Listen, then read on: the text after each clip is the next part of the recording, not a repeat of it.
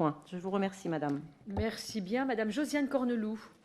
Merci Madame la Présidente, Madame la Directrice Générale, mes chers collègues.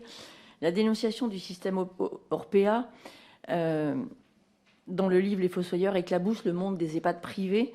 Ce scandale requestionne la comptabilité du modèle économique lucratif avec le secteur du social et du médico-social. Il rend urgent non seulement un meilleur encadrement par l'État, mais aussi une écoute renforcée des usagers et de leurs familles.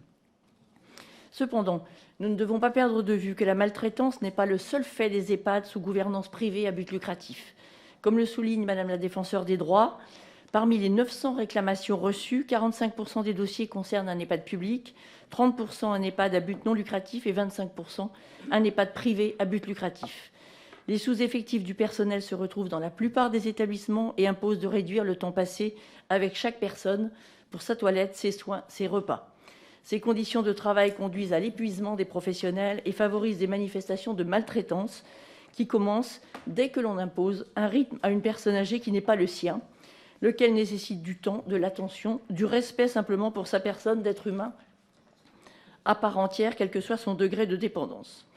Le second point visé par l'ouvrage concerne la défaillance de l'État et de ses services, en dépit des alertes lancées par les familles, auprès notamment de l'ARS et des recommandations de la Défenseure des droits.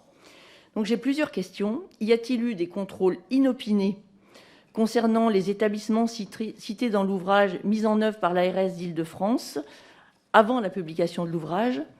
Sur quels critères? Les effectifs en personnel sont-ils pris en compte? L'aspect financier également, puisque cela a été évoqué.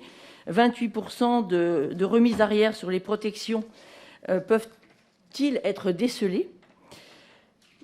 Avez-vous été saisi d'alerte concernant l'établissement Bord-de-Seine de Neuilly-sur-Seine de la part des familles en amont de la publication de l'ouvrage? Comment les avez-vous traités? Et enfin, quelles mesures pour garantir le respect des droits fondamentaux des résidents?